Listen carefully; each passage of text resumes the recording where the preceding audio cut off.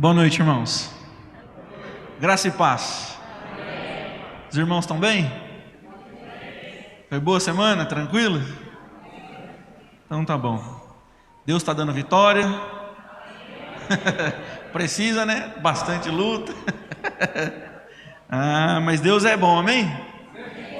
Sempre bom, lindo, maravilhoso.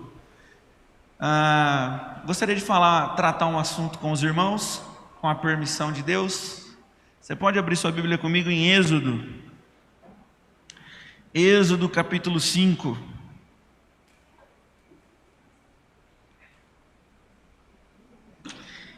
Êxodo capítulo 5.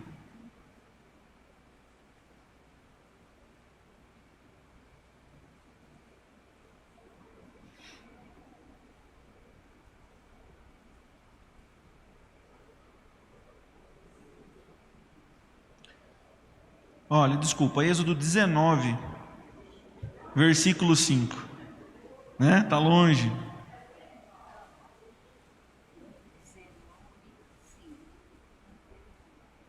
Deixa eu confirmar aqui.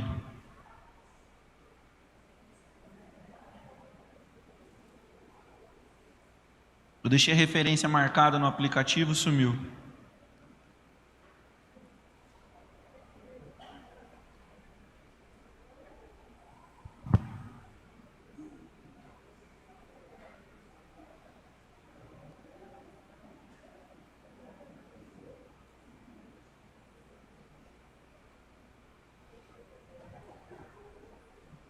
Isso. Êxodo 19, versículo 5. Todo mundo achou aí? Todo mundo junto? Amém? Vamos ler. Diz assim: Agora, pois, sede diligentes e ouvirdes a minha voz e guardardes a minha aliança, então sereis a minha propriedade peculiar dentre todos os povos, porque toda a terra é minha. Vós me sereis reino de sacerdotes, nação santa. São estas as palavras que falarás aos filhos de Israel. Amém? Vamos orar. Baixe sua cabeça e feche seus olhos. Vamos falar com Jesus. Pai santo, Pai bendito, nós estamos diante da Tua palavra. Fala conosco, ministra o nosso coração, ministra a nossa vida, que o Senhor possa realmente trabalhar no nosso coração e falar tudo aquilo que o Senhor quer falar. Que possamos sair daqui dessa noite fortalecidos, revestidos, debaixo da Tua graça, debaixo da Tua unção. Desperta a nossa mente, desperta o nosso coração para recebermos tudo quanto o Senhor quer de nós e através de nós. Assim nós oramos e Te agradecemos. Amém. Amém? Deus ele faz uma aliança com o povo dele no Antigo Testamento e ele chama o povo dele para ser um povo diferente, um povo santo, um povo que pudesse atrair as pessoas a partir de tudo que Deus ia formar na vida deles. Algumas pessoas, eu já falei disso em outras mensagens, não entendem por que Deus coloca tantos detalhes para o povo dele. É como se Deus estivesse levantando a cabeça e vendo como os povos se comportam e falam: o meu povo vai ser diferente. Então Deus ele fala: olha, os homens vão cortar o cabelo desse jeito, a barba desse jeito, as mulheres vão se vestir assim. A preocupação de Deus não era apenas com o estilo que eles iam ter, mas era uma forma de Deus ter uma ruptura cultural e dizer: olha, os povos se comportam assim, mas vocês são minha propriedade, vocês são nação santa, vocês vão se comportar de forma diferente. E a partir desse comportamento diferente, Deus atrair as pessoas, devolver até a humanidade das pessoas. Os povos dessa época, eles estavam perdendo todo o laço com humanidade. Nós vimos rituais de sacrifícios de crianças, sacrifício de mulheres, guerra sem fim. Então Deus estava ali estabelecendo um novo parâmetro a partir de como eles iam comer, se vestir e tudo isso. Até aqui tudo bem? Até aqui tudo tranquilo? Então tá bom. Abra sua Bíblia comigo em 1 Pedro. 1 Pedro capítulo 2. 1 Pedro capítulo 2.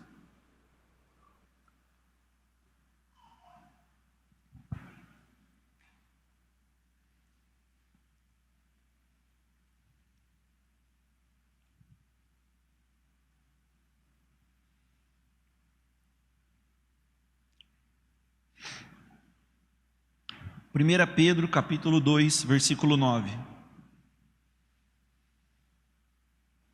Diz assim: vós, porém, sois raça eleita, sacerdócio real, nação santa, povo de propriedade exclusiva de Deus, a fim de proclamardes as virtudes daquele que vos chamou das trevas para a sua maravilhosa luz. Segura aí um pouquinho, deixa sua Bíblia aberta. O apóstolo Pedro, ele está escrevendo praticamente as mesmas palavras de Moisés, só que não é para o povo judeu. A carta que o apóstolo Pedro aqui está escrevendo é para os gentios, a sua maioria era de gentios. Tinha alguns judeus aqui no meio? Tinha, mas a maioria era judeus, mas a maioria eram gentios. Por que Pedro está falando isso? Porque os gentios, quando começam a ter contato com os primeiros missionários judeus, os apóstolos, eles se sentiam muito inferiores, porque eles pensavam assim: mas nós não somos do povo escolhido, nós não somos da tribo de Benjamim, da tribo de Efraim, da tribo de Dan. Então havia essa distinção. Quando nós vamos ler o livro de Gálatas, nós percebemos que a comitiva dos irmãos que eram judeus, quando eles chegam, alguns irmãos judeus, querendo que para os gentios serem salvos, tenham um comportamento de judeus. E aí os apóstolos, eles entram num acordo e falam: não é necessário.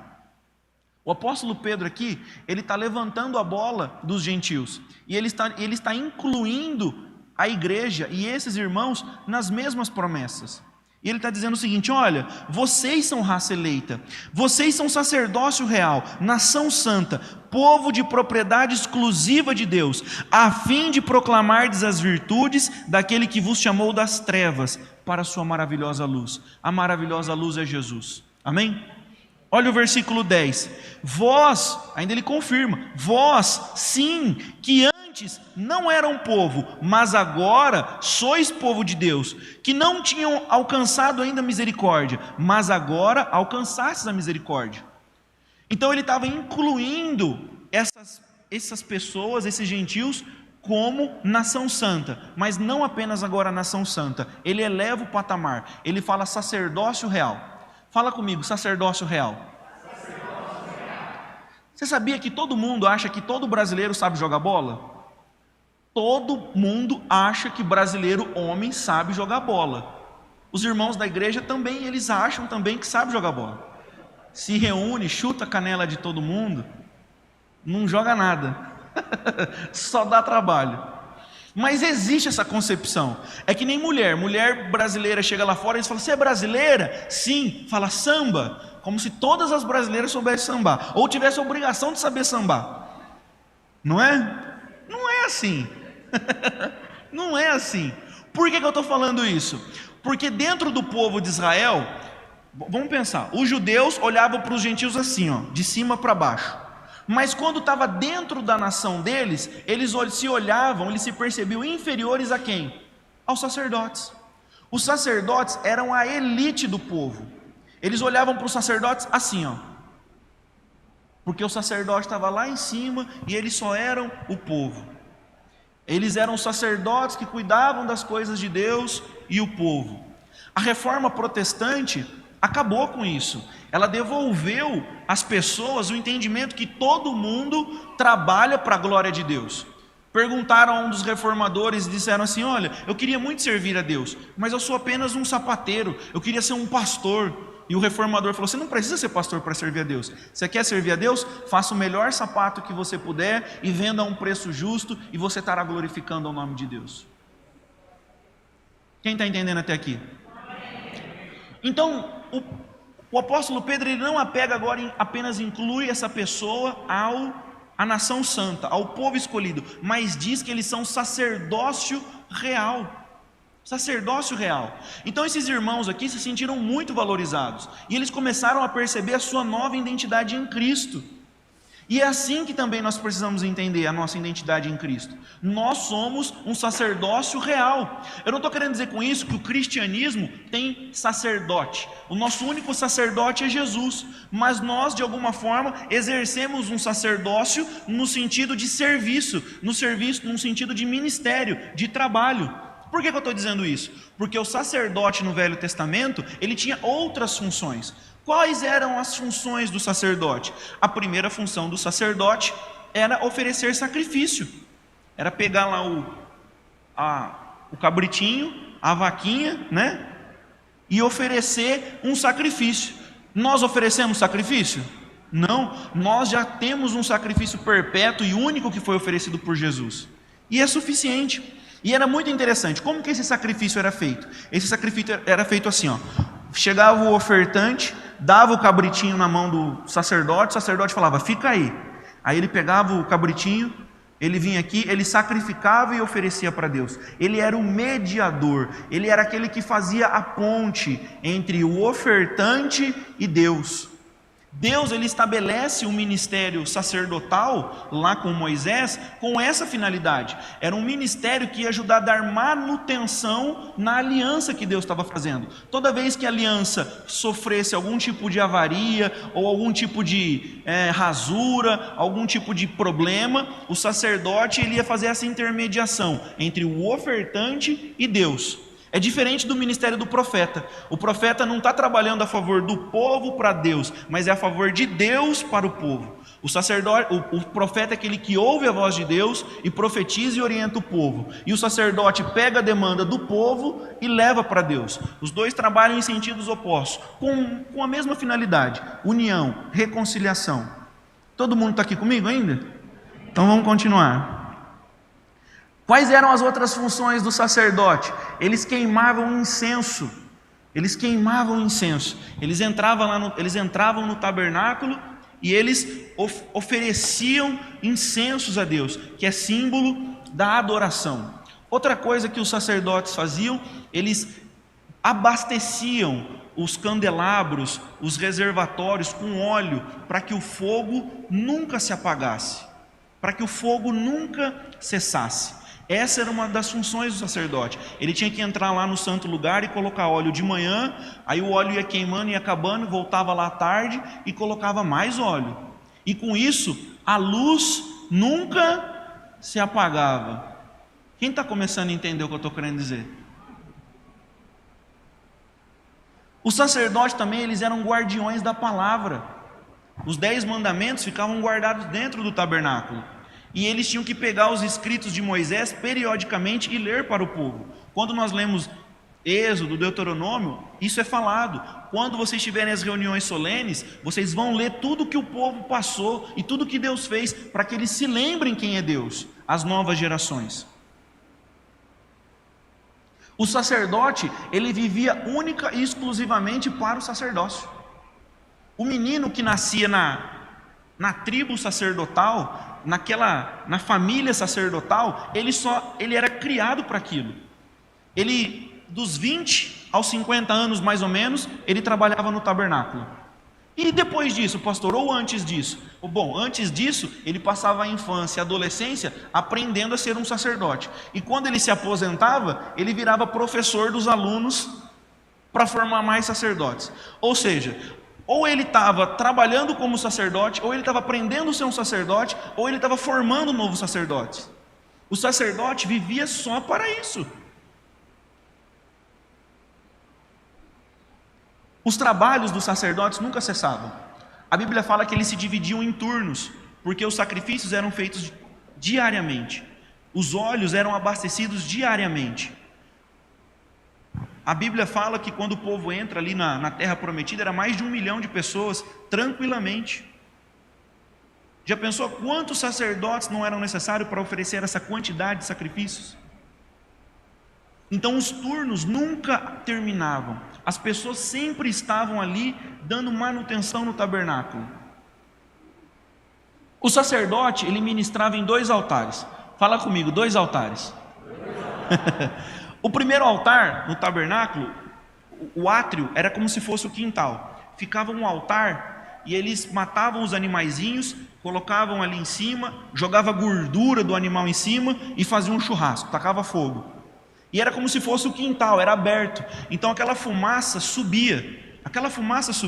E aquilo era símbolo de que a oferenda, aquilo que eles estavam sacrificando, estava subindo para Deus.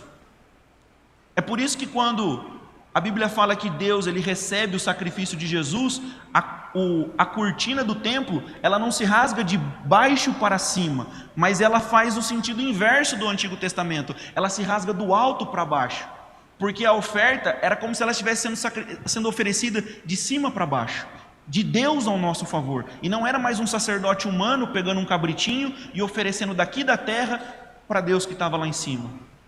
Até nesses detalhes, Deus está se revelando e se mostrando a nós. Hebreus vai dizer isso no capítulo 5 e no capítulo 8, que todas as coisas do Velho Testamento eram apenas sombras daquilo que estava sendo dito, daquilo que viria se manifestar na pessoa de Jesus. Todo mundo aqui comigo ainda? Então vamos lá. O segundo altar era o altar que ficava escondido, ele ficava no santo lugar e tinha uma tenda.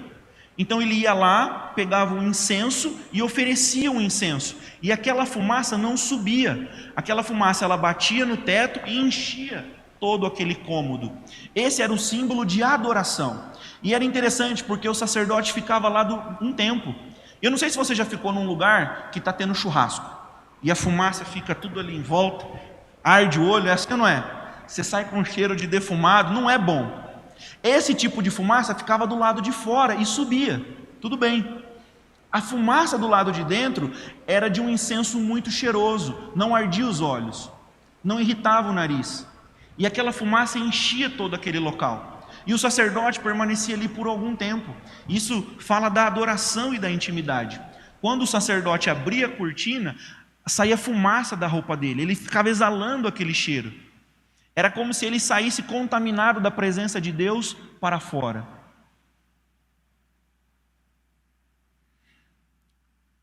E tem um terceiro altar. Pastor, mas não era só 2 altares? Sim, mas existe um terceiro altar, um altar invisível.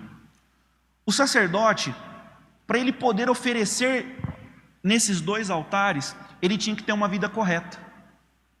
Se ele fizesse alguma coisa fora dali, na sua vida cotidiana, se ele tocasse em algo impuro, comesse algo impuro, ou fizesse alguma coisa errada, a Bíblia fala que ele se tornava impuro, ele não estava apto a oferecer. Então nós estamos falando então de 3 altares, 2 visíveis e 1 invisível. O altar do sacrifício está falando daquilo que a gente faz aqui, ó. Aqui. Quando o sacrifício é feito, está falando disso aqui. Quando a gente canta, quando a gente se reúne, é aquilo que é visível. Aquilo que acontece lá no santo lugar da fumaça, fala muito da nossa vida de intimidade com Deus no secreto. E no cotidiano fala do nosso testemunho. Fala do nosso testemunho. Vou te dar um exemplo. Eu estava dirigindo na avenida há uns 5, 6 anos atrás, com o meu carro. E tinha uma pessoa ocupando as 2 faixas de rolagem. E eu tentando ultrapassar. E a pessoa bem devagarzinho e estava meio zigue-zagueando assim, ó. E eu tentando ultrapassar e eu não conseguia. A hora que deu uma brecha, eu acelerei para ultrapassar. Saiu uma latinha de cerveja voando do carro, rodando. Quase pegou no para-brisa do meu carro. Aí eu freiei. E a latinha caiu. E aí eu aí eu ultrapassei e olhei. Era um irmão aqui da igreja. Aí eu olhei, ele não entendeu, deu vontade de falar: Paz do Senhor, abençoado, aleluia. Isso está falando vamos pensar, se fosse um sacerdote lá no Antigo Testamento, fazendo um negócio desse, ele não poderia oferecer o sacrifício e nem poderia entrar no outro lugar para queimar incenso. Por quê? Porque está acertando o carro dos outros com latinha de cerveja. Gente, jogou lixo na rua, estava bebendo enquanto dirigia, usando uma mão só. Quantas infrações a nível humano? Acerta o carro do pastor. Ai, Jesus do céu, Jesus dos crentes.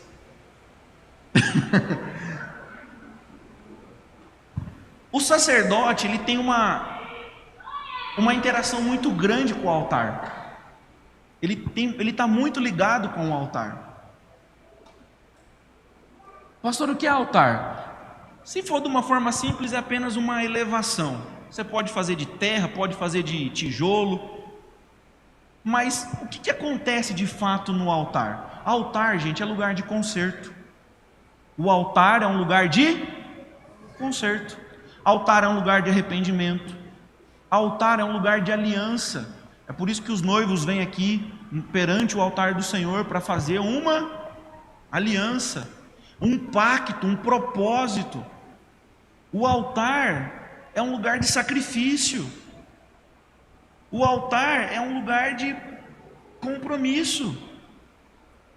E o sacerdote ele é escolhido para interagir com o altar. Todo mundo aqui comigo? Então tá bom. O altar é um local de proclamação. Toda vez que está sendo oferecido um sacrifício, está sendo proclamado algo ao mundo. Eu não estou falando um sacrifício aqui de animais, como no Velho Testamento. A Bíblia fala de homens que levantaram o altar. A Bíblia fala lá em 1 Reis, capítulo 18, Elias, quem lembra dessa passagem?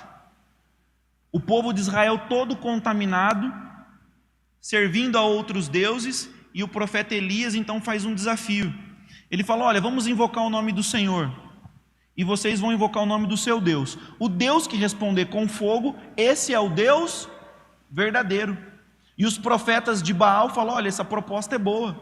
Então eles pegam um animal, dividem ao meio, e eles ficam ali invocando o nome de Baal, para ver se o animal entrava em combustão sozinho, automaticamente, e nada acontece.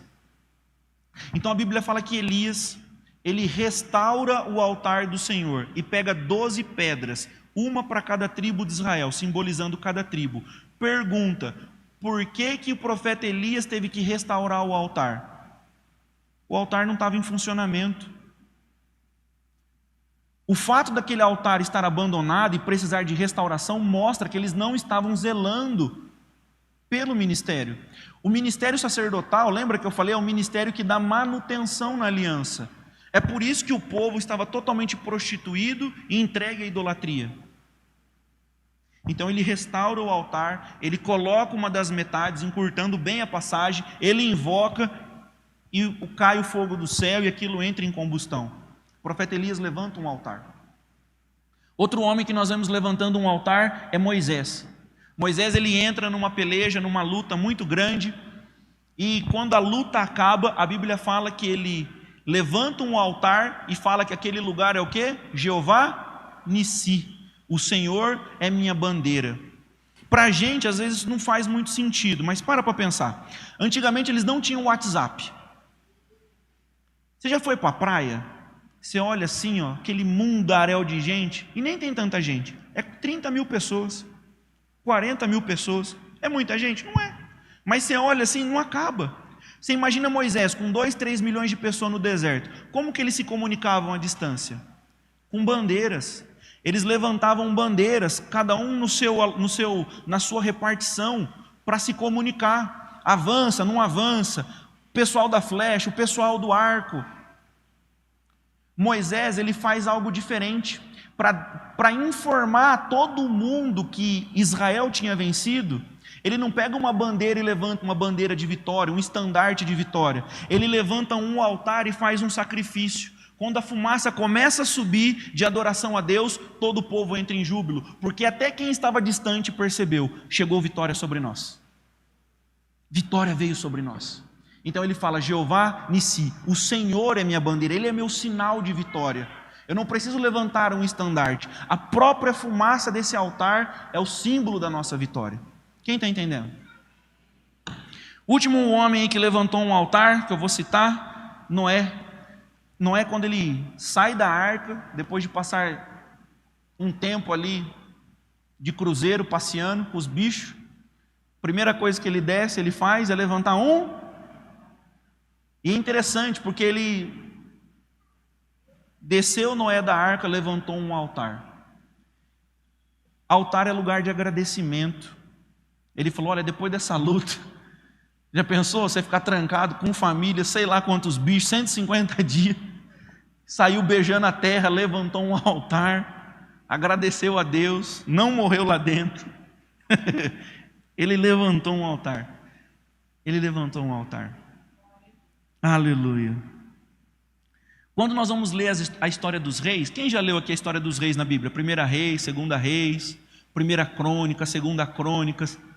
É uns livros, Juízes, Juízes, 1 Reis, 2 Reis, 1 Crônica, 2 Crônica, é uns livros que você vai lendo, vai te dando angústia, vai te dando raiva, porque o povo acerta, o povo erra, o povo acerta, o povo erra, o povo... Aí você fala, eles não podiam só acertar?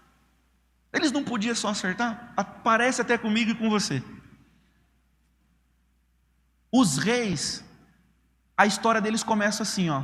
Fulano de tal fez o que era reto ao Senhor, adorou a Ele e levantou altares e adorou o nome do Senhor. Os reis que fizeram mal, tal rei das couves fez o que era mal perante o Senhor, porque edificou altares aos falsos deuses e levou todo o povo a se prostituir. Pecado de prostituição é assemelhado a conselho de idolatria, porque está querendo dizer que adulterou a aliança com Deus. Você traiu o Senhor. É como se Israel fosse casado com Deus. Alguns profetas chegam a falar isso.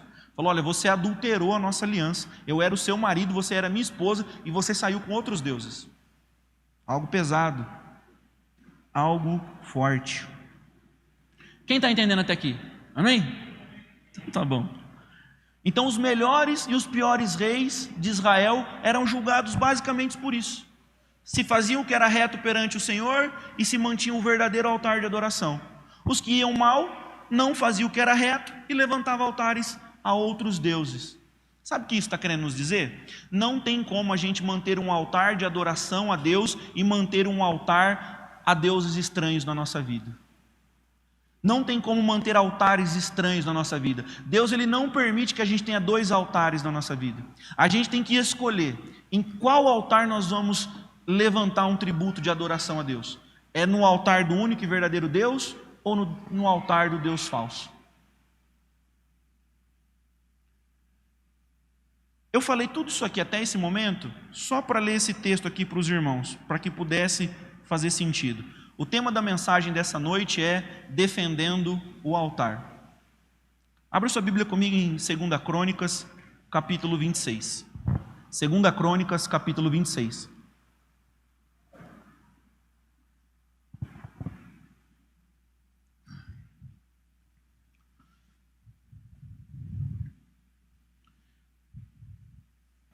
Segunda Crônicas, capítulo 26.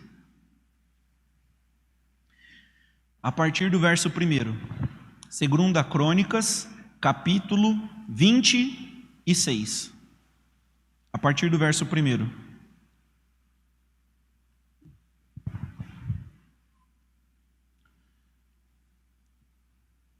Todo mundo junto? Vamos ler a história do rei Uzias. Todo o povo de Judá tomou a Uzias, que era de 16 anos, e o constituiu rei em lugar de Amazias, seu pai. Ele edificou a Elate e a restituiu a Judá, depois que o rei descansou com seus pais. Uzias tinha 16 anos quando começou a reinar, e 52 anos reinou em Jerusalém. Era o nome de sua mãe, Jecolias, de Jerusalém. Ele fez o que era reto perante o Senhor. Diga comigo, reto perante o Senhor. Amém. Segundo tudo o que fizera a seu pai, Amazias, propôs-se buscar a Deus nos dias de Zacarias, que era sábio nas visões de Deus. Nos dias em que buscou ao Senhor, Deus o fez prosperar. Então esse menino, ele começou a reinar muito cedo no lugar do seu pai, e ele começou a buscar a Deus, e se você ler todo o relato, você vai ver que ele constituiu um grande exército, ele levantou muralhas em volta de Jerusalém, de algumas cidades, ele colocou, dá a entender, o texto não usa esse nome, catapultas, ele fala assim, grandes máquinas de artifício humano que arremessavam pedras, catapulta, né? Que não existia esse nome ainda. Catapultas, grandes flechas. Então ele foi um rei muito bom, muito sábio, ganhou muito dinheiro, o povo prosperou, deu muito certo. Diga comigo, deu muito certo. Até que vamos ler o 16, vamos pular esse trecho aí onde conta os feitos positivos dele. Olha lá no 16. Mas havendo já se fortificado, exaltou-se no seu coração. Ele permitiu que entrasse orgulho, soberba, arrogância.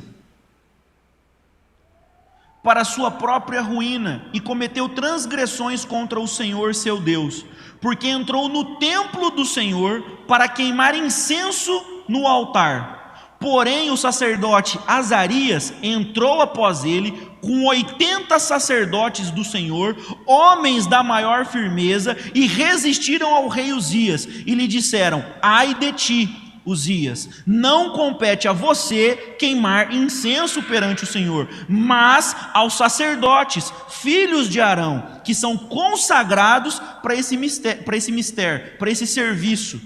Sai do santuário, porque você transgrediu, e nem será isso para a tua honra da parte do Senhor Deus. Então Uzias se indignou, deu piti. Sabe? Você sabe com quem que você está falando? Eu sou o rei, Deus me abençoou, eu estou rico, eu tenho um exército, eu construí tudo, eu sou a última bolachinha do pacote. Tinha um incensário na mão, olha, ele estava com o incensário na mão, não era para ele estar com esse objeto na mão, para queimar incenso. Indignando-se ele, pois, contra os sacerdotes, uma lepra, uma doença, lhe saiu no meio da cara, na testa, perante os sacerdotes, na casa do Senhor, junto ao altar do incenso. Então o sumo sacerdote Azarias e todos os sacerdotes voltaram-se para ele, e eis que ele estava leproso na testa. A doença começou a se espalhar. E apressadamente, os homens agarraram ele, apressadamente lançaram ele para fora, até ele mesmo se deu pressa em sair, visto que o Senhor o ferira. Você já pensou a situação? O homem, há um segundo atrás, estava dando piti. A hora que ele começou a sentir a lepra, a doença se espalhar, os homens agarraram ele para ele não morrer, para jogar ele para fora. Ele falou: é melhor eu ir mesmo, é melhor eu ir, é melhor eu ir, é melhor eu ir, é melhor eu ir. Eu estou no lugar errado, eu estou na posição errada, fazendo o que eu não fui chamado para fazer.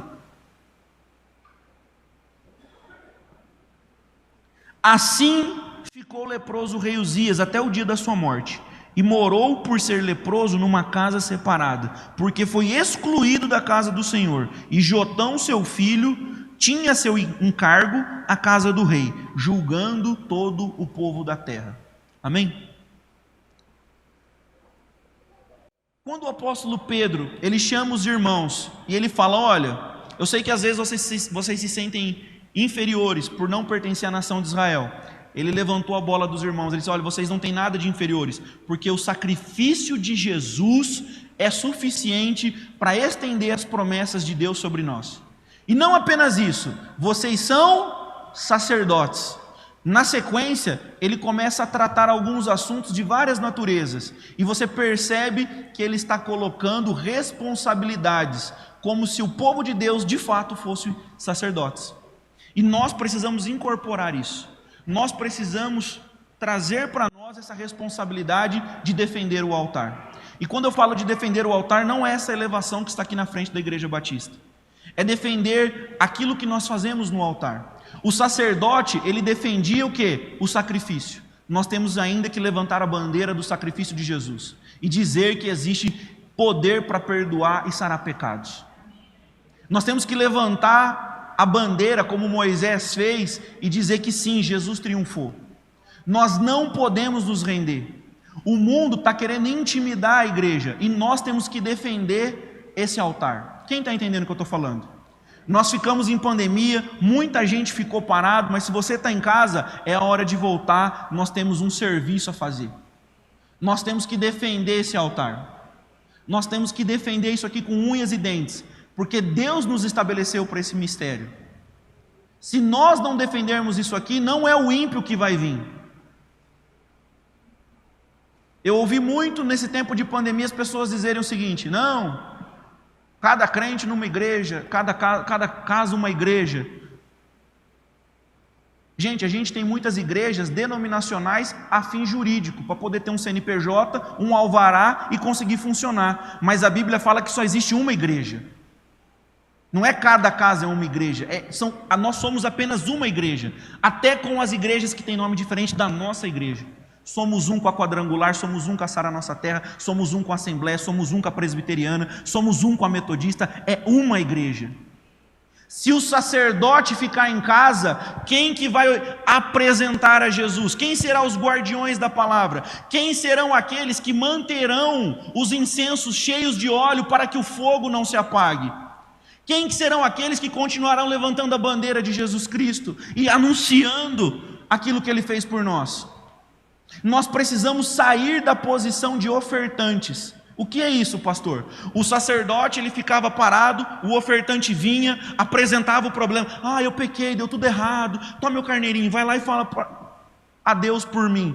Aí a pessoa ia lá e resolvia o pepino. Muitas pessoas ainda estão vindo à igreja pensando que o pastor é o sacerdote da vida dela. Jesus Cristo é o seu sacerdote. Nós, como ofício sacerdotal, nós só fazemos o seguinte: você veio aqui, é Ele que resolve o seu problema. Nós estamos aqui apenas para apontar o caminho. E você precisa sair dessa posição de ofertante passivo, achando que o pastor ou o líder vai resolver o seu problema. A nossa vida começa a mudar quando nós saímos dessa posição e assumimos o papel de sacerdotes.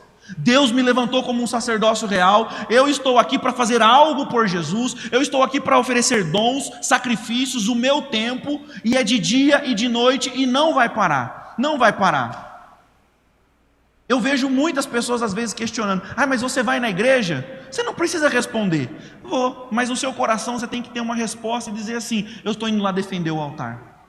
Mas hoje é feriado, eu estou indo lá defender o altar. Mas está chovendo, eu estou indo lá defender o altar. Quantas vezes a gente está em aniversário, churrasco, alguma coisa, vai dando a hora do culto, gente, tchau, tchau, tchau, tchau, tchau, tchau, tchau, tchau. Mas por que você vai? Você não pode escalar alguém? Eu posso escalar alguém.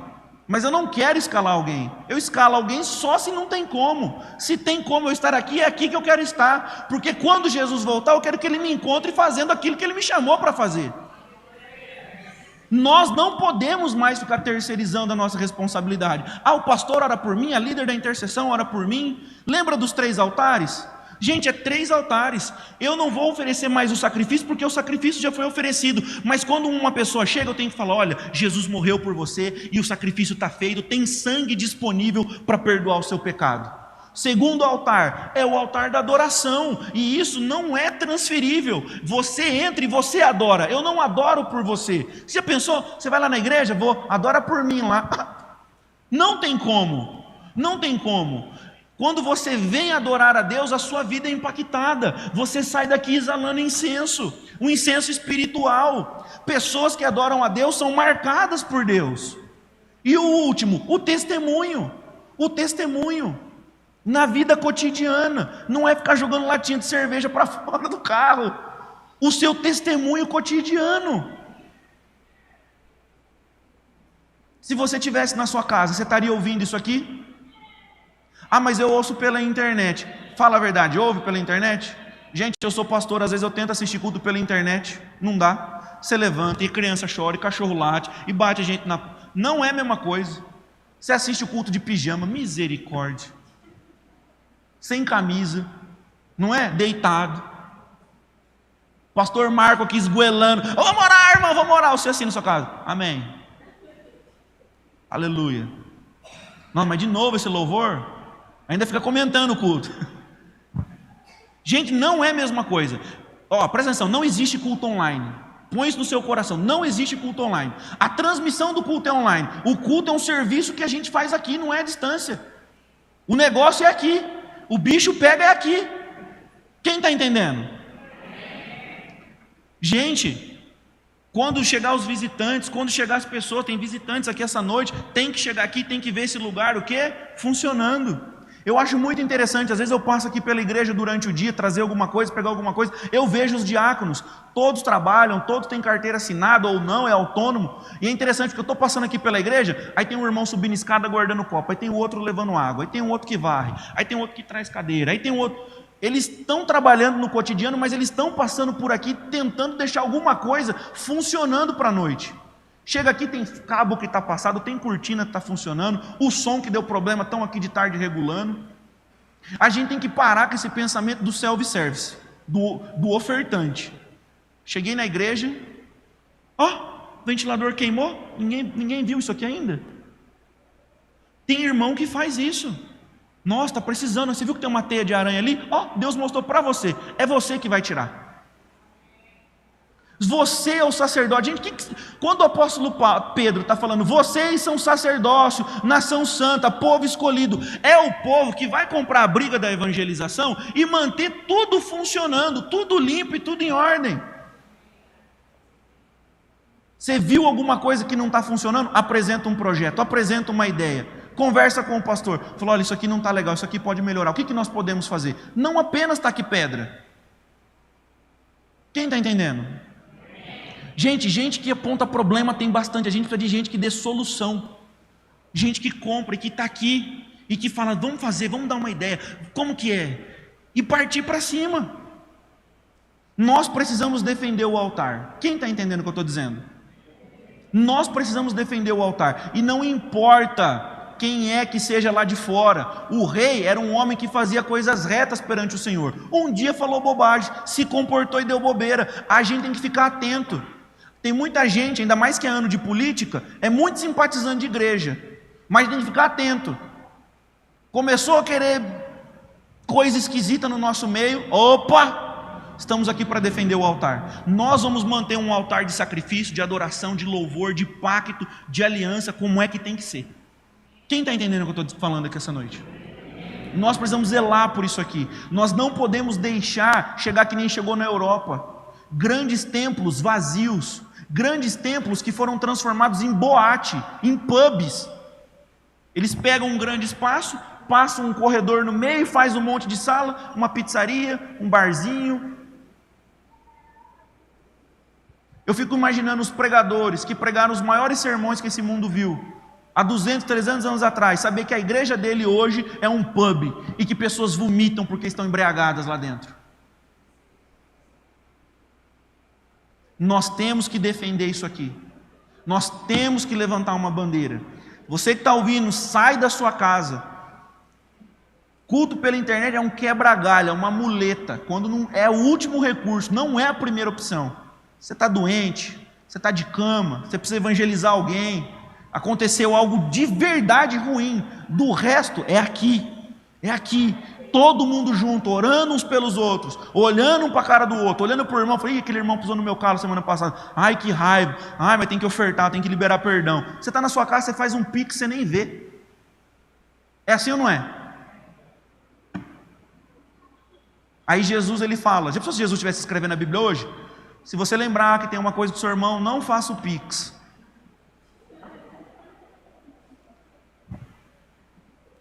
Você faz o pix, você não está vendo nada, aí a sua oferta... Gente, oferta é manutenção. Eu já falei isso aqui também. Oferta e ceia é 2 tipos de manutenção. A hora que você vai dar oferta, você vê se você está bem com os irmãos. Quando você vai tomar ceia, você vê se você está bem com você mesmo, com o Senhor, você está entendendo a visão da coisa. Já vieram perguntar para mim se podia tomar ceia com refrigerante. Não é que não pode, mas você imagina, você na sua casa, de pijama, tomando ceia, com um biscoito de chocolate e um copo de refrigerante. Que tipo de fé? Não, gente, a gente fala assim para quebrar-se o clima, para não ficar tenso. Mas qual é a qualidade da fé que nós vamos estar passando para a geração daqui 20, 30 anos? Qual é a qualidade da fé? Você já viu aquela corrida de bastão?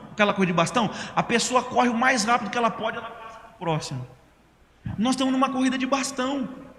A geração dos nossos pais está passando, e eles correram, se esgoelaram, viveram privações, passaram com o maior esforço, tudo para a gente. E a gente está pegando e tomando ceia em casa com biscoito e refrigerante.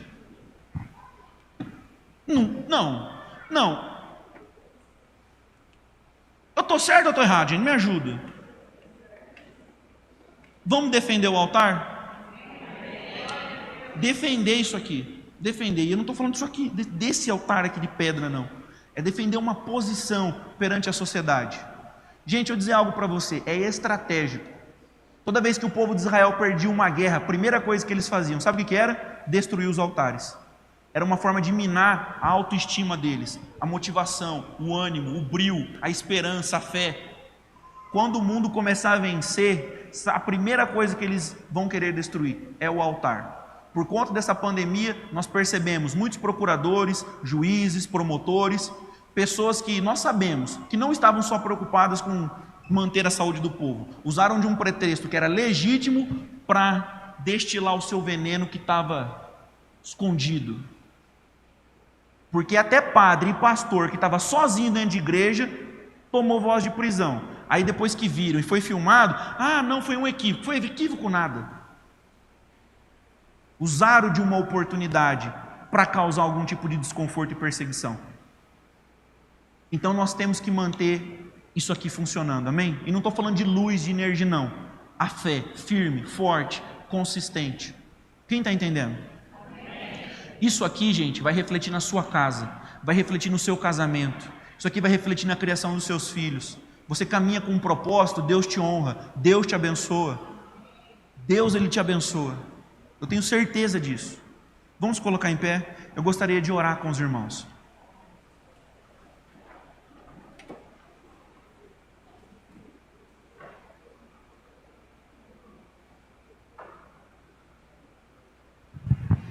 Eu quero orar com os irmãos. E eu quero que você abra a sua boca. Eu não quero orar sozinho. E nós vamos orar.